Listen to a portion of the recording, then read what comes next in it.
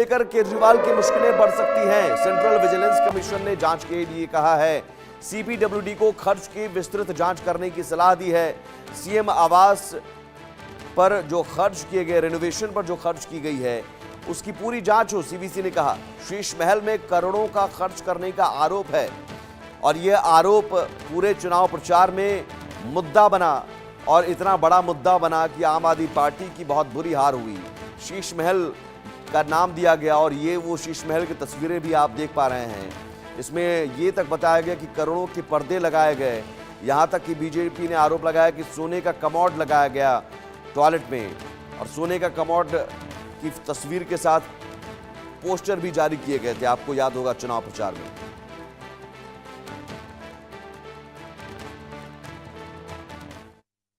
दिल्ली में शीश महल की जांच होगी और अरविंद केजरीवाल की मुसीबत बढ़ सकती है, क्योंकि दिल्ली बीजेपी में एलओपी रहे विजेंद्र गुप्ता ने शिकायत की थी सीवीसी से। अब सीवीसी ने सीपीडब्ल्यूडी को जांच के आदेश दिए हैं। ऐसे में हमारे साथ बातचीत करने के लिए विजेंद्र गुप्ता है। विजेंद्र जी, जो जांच के आदेश दिए गए हैं, इस जांच के आदेश में क्या है? सेंट्रल विजिलेंस कमीशन ने जांच के आदेश दिए हैं कि किस तरह से आम आदमी पार्टी के सुप्रीमो ने भ्रष्टाचार किया, किस तरह से आम आदमी पार्टी ने शीश महल पर अमालगमेशन जिसको कहते हैं कि तमाम सरकारी संपत्तियां खाली करा के उसको शीश महल का हिस्सा बना दिया गया। 50,000 गज, ये कोई छोटी घटना नहीं है, जहां दिल्ली के लोगों को एक छत से ढकने के लिए नहीं मुहैया करा पाया 5 साल में। एक झुग्गी वाले को आप एक घर नहीं दिया आपने, जबकि आपके पास 52,000 फ्लैट थे। और दूसरी तरफ आपने शीश महल बनाया और उसमें करोड़ों रुपया सरकारी खजाने से खर्च किया। और इतना ही नहीं, जो सरकारी खजाने से के अलावा भी जो करोड़ों का रिश्वत से सामान आया, उसकी भी जांच अब सीवीसी कर रहा है। और मुझे खुशी है कि तथ्यों पर आधारित सेंट्रल जो सीपीडब्ल्यूडी है,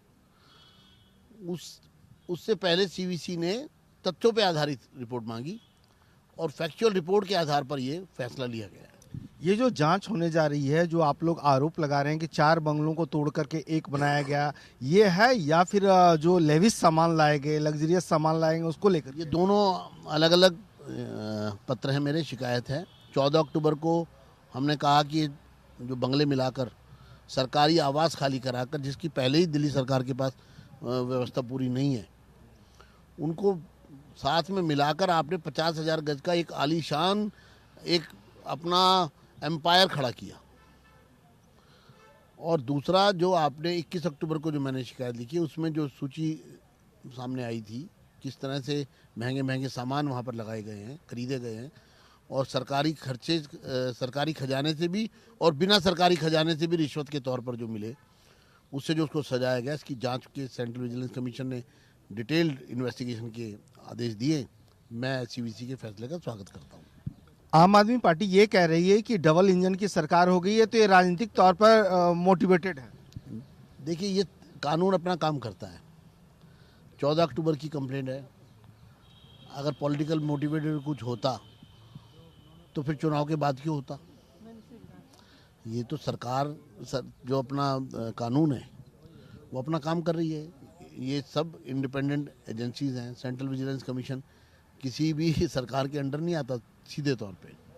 तो क्या केजरीवाल फिर जेल जाएंगे? जाना चाहिए। गुस्सा है, भारी गुस्सा है लोगों के मन में। इतना धोखा, जिन लोगों को 70 में से 67 सीटें दी, वो इतने बड़े चोर निकले। बख्शा नहीं जाना चाहिए ऐसे लोगों को। आखिरी सवाल, अभी आप लोगों ने शपथ नहीं ली है, लेकिन देख रहे हैं विधायक जो है सो रात में भी सड़कों पर काम में लग गए हैं। देखिए, काम तो काम किया है, काम करेंगे और मोदी जी का नाम करेंगे। प्रधानमंत्री मोदी जी से हमने जो सीखा है, प्रेरणा ली है कि दिन रात बस लोगों की सेवा करनी है और उसी रास्ते पर भाजपा के एक कार्यकर्ता चल रहा है। चलिए, आपका बहुत बहुत धन्यवाद। कैमरा पर्सन दीपक शाह के साथ मनोहर केसरी, इंडिया न्यूज़, दिल्ली।